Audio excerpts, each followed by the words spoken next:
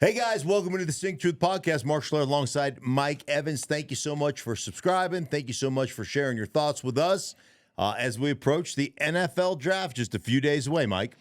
Can it hurry up and get here? Yeah, I think please, I speak for for the love of everybody Pete. out there. Like, enough. I'm done. I'm over. Right. The rumors and the speculation. Although there are some pretty juicy ones still out there.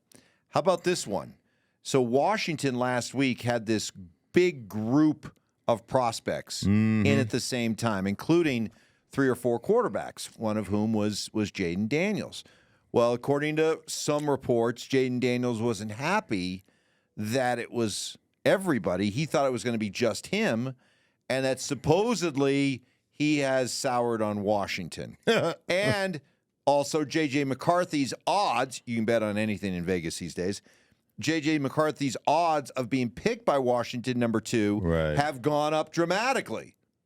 What do you make of all of it?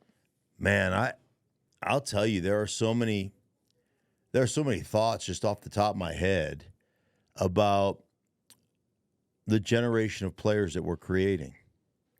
And to no fault of their own, honestly, but this whole, like, take the NIL, for instance. If the going gets tough, I can pack my stuff and leave mentality. All of a sudden, they throw a curveball at you, and you get offended. And we're developing a society of victims.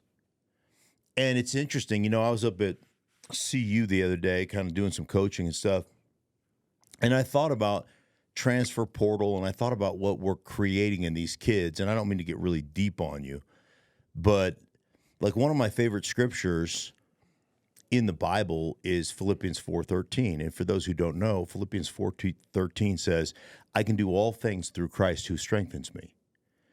And it's probably one of the most misapplied verses in the Bible, because it's basically saying, hey, there's an assurance of a goal, right?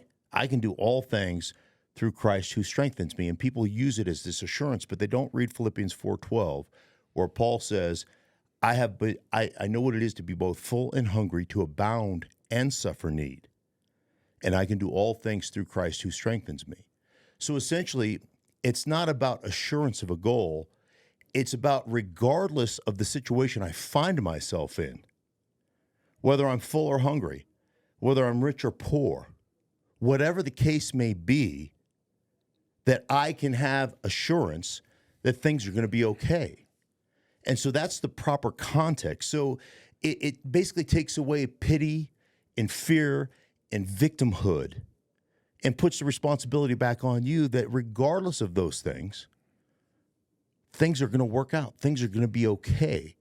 So to me, it says that fear cannot break me unless I give it permission to break me. Circumstances cannot break me unless I give them permission to break me. And that's what that scripture says to me. It removes comfort as a requirement for contentment. And so the kids today, they grow up in this world of, if it doesn't work my way, man, I'm just going to pack up and leave. And I will tell you this about just my own career. Man, I went through position to position to position, injury to injury to injury. And I look back on it, and I'm thankful for all those things, because they helped me put perspective on the game, helped me grow up, and helped me realize, that all those different issues at the time, they were devastating. But that's what kept me in the league for 12 years. That's what educated me on the game. All those different experiences. I would tell you what, I've never learned anything about myself in the good times, Mike, because I was too busy patting myself on the back. It was during the tough times when I learned how tough I could be. How much I could continue to push and to grind and all those things. And there's a part of me that feels sorry for this generation of kids, because if the going gets tough, they can just pack up and leave. Now, to be fair, the report is that Daniels' agent wasn't happy with it. Right, but if Daniels himself was fine with it, then why would his agent be unhappy with it. So it's fair to speculate Right. that Daniels also wasn't happy with it.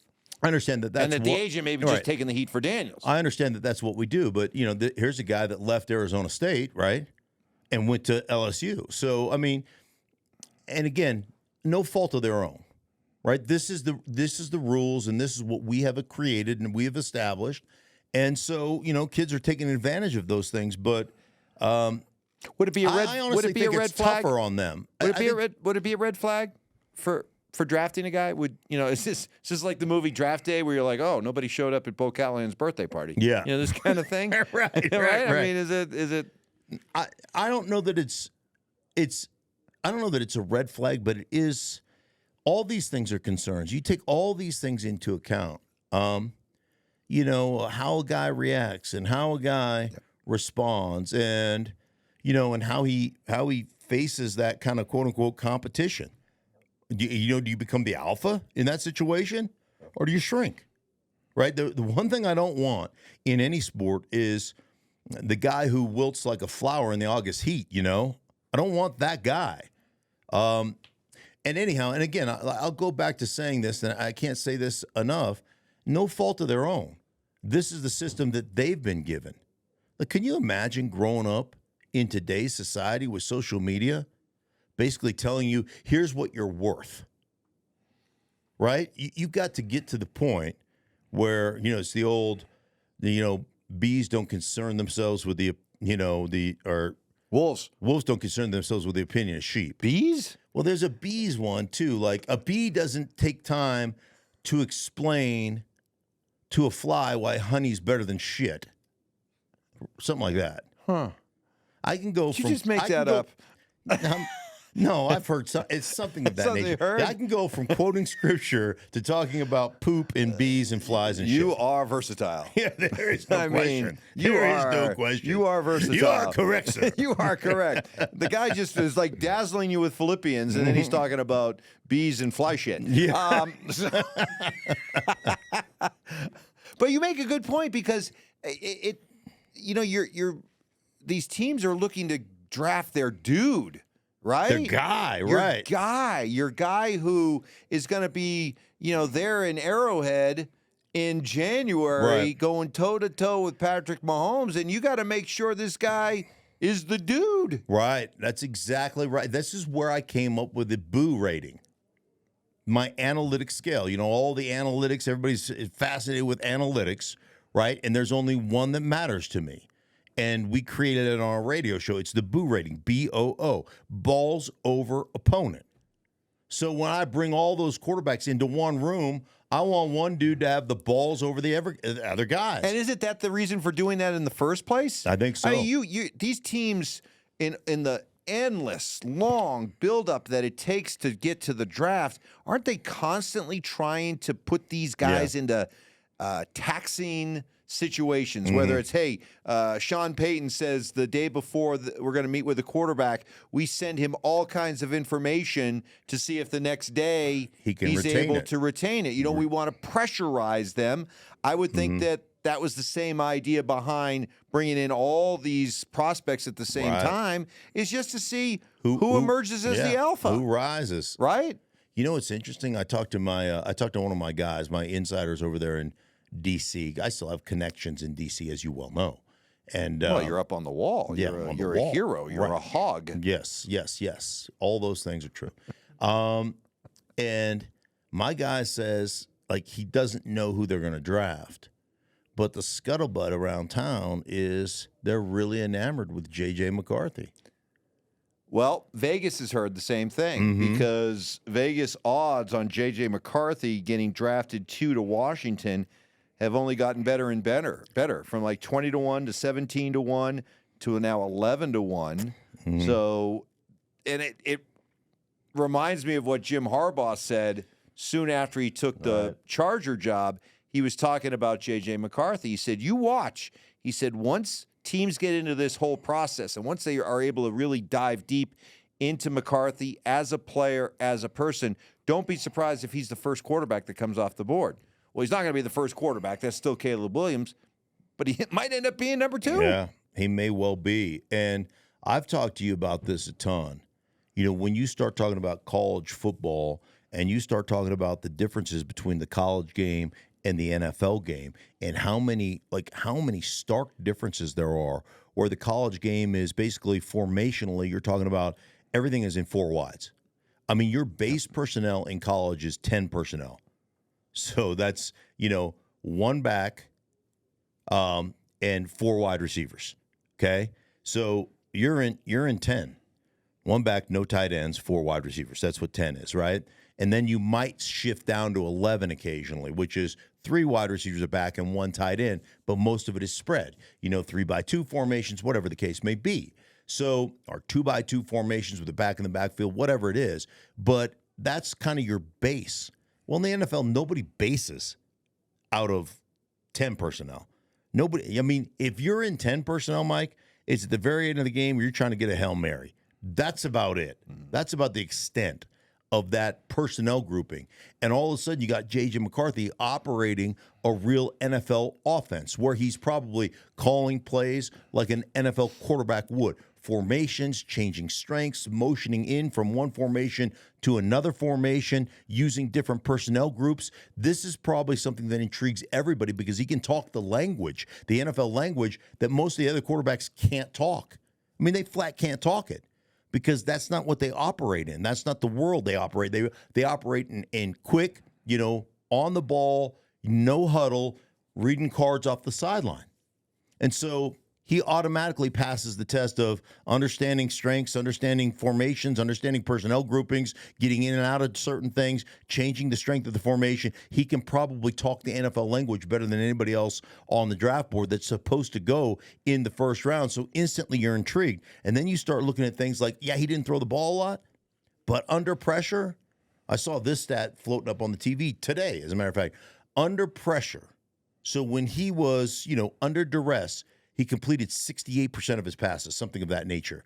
And again, I didn't hear it. I was just kind of looking on the screen while you were babbling on about some bullshit that I wasn't listening to. I was actually reading the ESPN screen up there. And then you asked me a question. I was like, huh?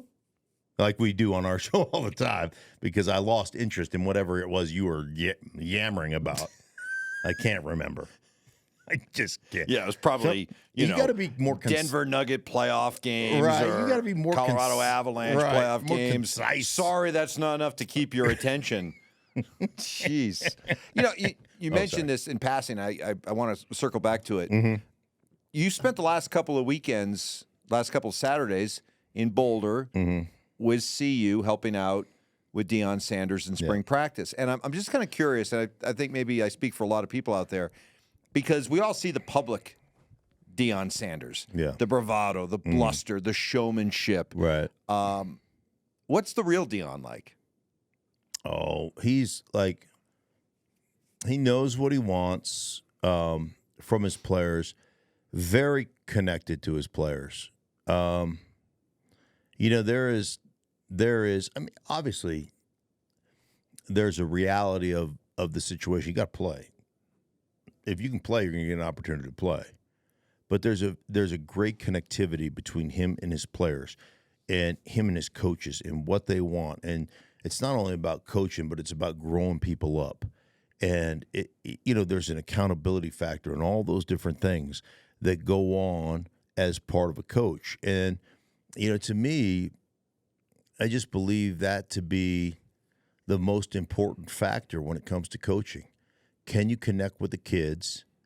Can you get them to believe in themselves? And can you get them to sacrifice for their teammates? And I think he does a great job with, I think their coaching staff and everything does, they do a great job with all that stuff. But where they are, I think, probably above the average organization is just in communicating connectivity and how it's about us and us in this room and how we have to support one another. I think they do a really good job with that stuff. And that to me is probably as good as that probably to me is probably one of the most important things about creating a winning culture and a winning team. Because you're around NFL teams every single week Yeah. as part of your job on Fox. So you're out on at those practices on Friday, so you get to see how NFL coaches operate. Is Deion a football coach, or would you put him in a different kind of category? Maybe a category Right. all to himself. In terms of how he goes about his business. He's a football coach. I mean, you think about he's been coaching, from Pop Warner to all these teams to, Deion's Academy, this, that, and the other. And then, he was at Jackson State for a while. He's been coaching. Now, he knows what he wants out of practice. He knows what he wants from his coaches. He knows how he wants to operate his system.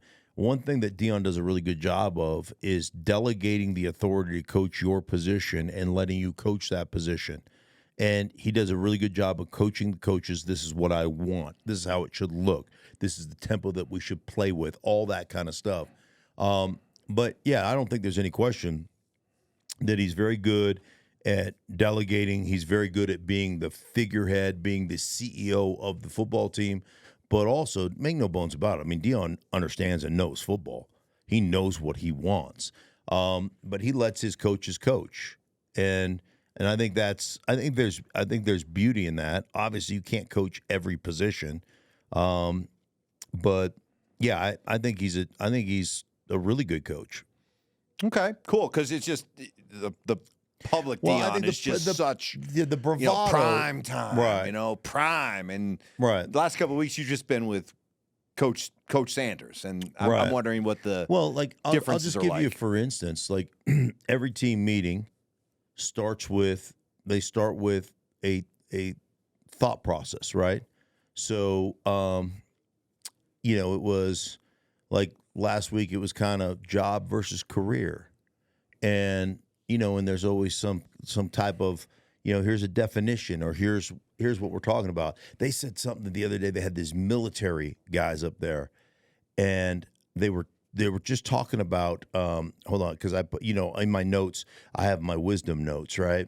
And I've had this for years. And if you look, I don't know, Matt, can you get on this? These notes, these are just, I think people can see that close enough, right? But if you just roll through these are notes that I've kept over a couple of years that just when people saying things that resonate with me, that I'm like, oh, that's a really good quote. And sometimes they're just random quotes that I don't know who they come from. And sometimes they're, I can attribute this one to Deion. He said last week, a lie is so fast it can outrun the truth any day. And that's 100%. That's like a real wisdom quote, right? Yeah. Well, here's one. So they're playing these military guys talking about the standards and everything. And this guy says, he tells a story, he goes, my dad was a military guy, and we'd be walking down the street and he would correct people that were doing things incorrectly, right? Whether it was not getting their garbage in the trash can, whatever. And he goes, it used to embarrass me. And I'd say, Dad, I pulled him aside once. I said, Dad, why? Why are you correcting? That's like your job. And his dad stopped and goes, a standard passed over is a new standard set. I was like, damn, right? But isn't it true with your kids? If you don't correct them as they move out throughout the day, that becomes the standard? Well, I mean, you call it a great standard. I think it's just a nice way to dress up being a busybody. So all due respect, right. sir. Thank you for your service, but maybe maybe lighten up a little mind bit. your own business a little bit. Jeez. So he stands. So they start with this kind of message, this team message, and then they open it up. And the first thing he does is open it up and lets one of his players pray for the day. And so there's a team prayer that goes on, right? But it's one of the players having to stand up and pray for their day and what they're thankful for. And it, for me, that just changes your perspective when you open up in prayer every day and you're thankful for the opportunities you've been given. It helps you put you in the right perspective, right? So it puts you in this perspective of thanksgiving. And you cannot feel sorry for yourself and be in thanksgiving at the same time. Simultaneously, that can't happen. You're either thankful or you're feeling sorry for yourself. but you can't do both at the same time. So it puts you in a proper mindset, and I personally appreciate that. And then he always has somebody stand up and say something to the team and whatever. And like there's a cool perspective there that I think he says, well, culture, but it's creating a culture. Yeah, and I'm glad you brought that up because a long time ago when he was playing for the Cowboys, when they were winning, when he won a Super Bowl with them, I was covering that Super Bowl, and it struck me at that time. I was like, because I had a chance to be around the team a little bit while they were just kind of working and going through practices and stuff that Super Bowl week, and what struck me was, he seems like he's kind of almost quiet and just goes about his business, and that the Deion you get for public consumption is not necessarily the Deion in the locker room. The Deion is the teammate. Speaking of the Cowboys, Dak Prescott came out and said that he's basically at peace with what his Cowboys' future could look like, and that would include not being afraid to leave after next season. Should be interesting. I understand not wanting to set the market. I understand not wanting to pay Dak $60 million a year. But if he's your guy, and he's a guy that can lead you to a championship, I mean, he was virtually in the MVP running all season last year. So if he's your guy, and he led the league in touchdowns and all that stuff, right? If he is truly your guy, then you sign him to a long-term deal that you can manipulate over time to buy you space on the cap. If he's not your guy, you either don't sign him or you sign him to a deal that you know's got an out in 2 years and you eat that money. But, I mean, obviously it looks to me from the outside looking in that he's not your guy. And I guarantee you one thing, there would be a pretty long line of football teams in the National Football League that if Dak Prescott became available that would line up to sign him. Yeah, I understand what you're saying, but think of it this way, because maybe you need to applaud Jerry Jones for doing something that a lot of teams don't want to do. You've made this point that there are only a handful of teams in the NFL that are truly committed to winning a Super Bowl, correct? And in the case of a lot of teams, they probably know deep down that their quarterback that they've ridden with isn't the answer, but they're looking at it like, well, what is our alternative? Right. Okay, maybe we don't think this guy's the answer, but at least he's not bad, and it's better than the unknown of trying to go back and find a replacement. What if this is just Jerry Jones saying, you know what? We've been around him long enough. We got to win a Super Bowl. I just don't think he's a Super Bowl winning quarterback. Right. He doesn't pass the Joel Klatt confetti test. And you know what? What's the point in kicking the can down the road? Better to just rip the Band-Aid off and move on. Well, see, I would think you might applaud that thinking if that's the way they are thinking of Dak. If you're thinking about Daniel Jones that way, I agree with you. If you're thinking about Kyler Murray that way, I would agree with you, right? So you think Dak passes the confetti test? He does for me. Okay. Yeah. Okay. But again, then I think about can Dak and the Cowboys win a Super Bowl? Well, certainly I think that he's got the ability to do that. Do I think he carries you to a Super Bowl championship? Probably not, but how many quarterbacks do? Like Aaron Rodgers is winning all these MVPs. He's got one. So obviously, you've got to create a system or an offense that takes some of that pressure off that quarterback, right? So when you get in, you get into those games, man, especially come playoff time, it's not just about your quarterback carrying you. It's about your football team carrying you. And I've always believed it's not the quarterback that wins games or championships. It's good football teams that win them.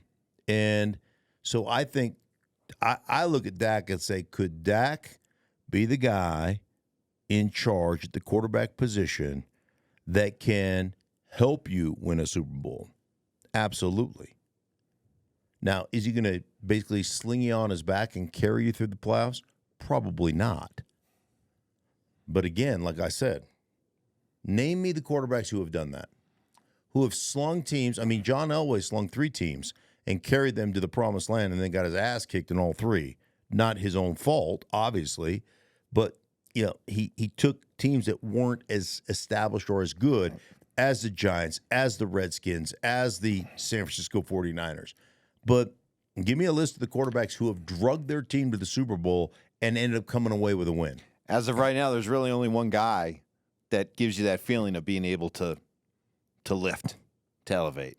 Mm-hmm. And that's Mahomes. Oh gosh, I know. I was gonna say Jeff Hostetler. Yes, no, it's Mahomes. Oh damn, I'm here. Well, speaking of Mahomes, did you see this story? So he and his wife were vacationing, a nice beach type resort, and he had the misfortune. The Mahomeses had the misfortune of being in the same place as a lot of Raider fans. Right. So the video that's going around is a bunch of Raider fans heckling at Mahomes. Raiders. Now, my question to you is, Raider fans heckling Mahomes, cool? Or, hey, this guy is your daddy, you look stupid? Yeah. What is it? Well, I mean, the last time they won a world championship was in the 80s. The 80s. It's been a while. It's been a while. So I would say that, the Raider mystique, although the Raiders travel really well, but the Raider mystique is really lost on this current generation. They don't understand. Now, if you're, at this resort where Mahomes is, and you're 76 years old going, I get it. Like, I get it. Right. You actually were part of the regime that used to win. Right. But you haven't won anything lately. So if you're a newer Raider fan, you just look like a toolbox. Yeah, you look like a toolbox. But there is a part of me that definitely respects it. Like, that you're so, unaware that it's cool. That you're, so able to suspend reality and know that the Raiders suck compared to the Chiefs, that you're still able to have the bravado, right? Right. That you still have that bravado to try to heckle Patrick Mahomes. I used to love, during my time here in Denver, and you mentioned it was 11-1 against the Raiders. But going in to Oakland to play the Raiders, it was my favorite place to go play because the fans were just unrelenting turd burgers. And they would just be on your ass. And we'd sit on the sideline and you had to keep your helmet on the sideline because they throw D-sized batteries at you sometimes. There's this great clip. We're coming out of the end zone. I think it's 1995. And Aaron Craver is our fullback at the time, and TD is in there. But Craver is now sitting at tailback. And so we're coming right off the 2-yard line, right? We're running, I think it was 18 handoff or 14 handoff, just a tight zone play to the right-hand side. We snap the ball, and Elway goes to hand it. And what you see on film is a full beer can with the open lid. So it's going tumbling ass over tea kettle like this, comes on the film, and there's a spray of beer just So obviously they shook it up. Yeah. Opened it, and it's just this spray, and it hits Craver as he's carrying the ball right in the back. Hits him in the back. It's a full beer can. And I just respect the heck out of that. We used to walk in at halftime or after the game, and you had to go through the tunnel. So you had to cross the field, go through the Raiders sideline, and right about the 50 is where you entered. And the Raiders went to the right, and your visiting team went to the left. Yeah. And, I mean, fans would be lined up where you're going in, just cussing. I had a guy tell me he was going to meet me at the bus and murder me. Murder me. That's what he said. I'm meeting you at the bus, and I'm going to murder you. All right. But, you walk through there, and you get showered with beer. They pour beer on you and stuff. I loved it, man. I thought it was awesome. It was one of the great places to go and be a part of because they truly had vitriol for you, and it was great. And so, but that's when they were good. Well, I don't know. I mean, we were kicking their ass. I mean, you were kicking their ass, but they're not that good, and yet they still had that Raider swagger. Yeah. You know? Even though the mystique is dead, they still feel like they have the mystique, which I guess I kind of respect. I do. Equal parts respect, and it's kind of sad. I say all the time, and I mean it. I mean this. And this is like, I hate the Raiders with a white-hot intensity of 1,000 suns, right? There's nobody I'd rather beat than the Raiders. But the league is a better place when the Raiders are relevant. And so my hope every year is the Raiders are relevant. Now, they've been relevant against the Broncos. I just had somebody send me a message on X. You know, they revealed the new Broncos uniforms. You've seen these uniforms. These things are just – I just want them to go back to old school, but whatever. But they got a 5280 on the front of the helmet. It says 5280.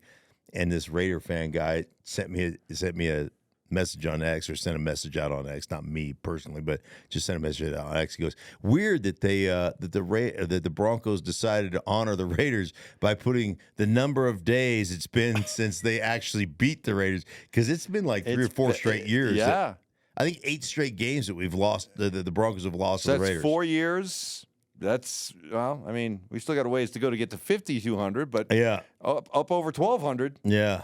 So pretty funny. Raider fan, Raider fan, don't change. Touche. Don't change. I love it. I love it.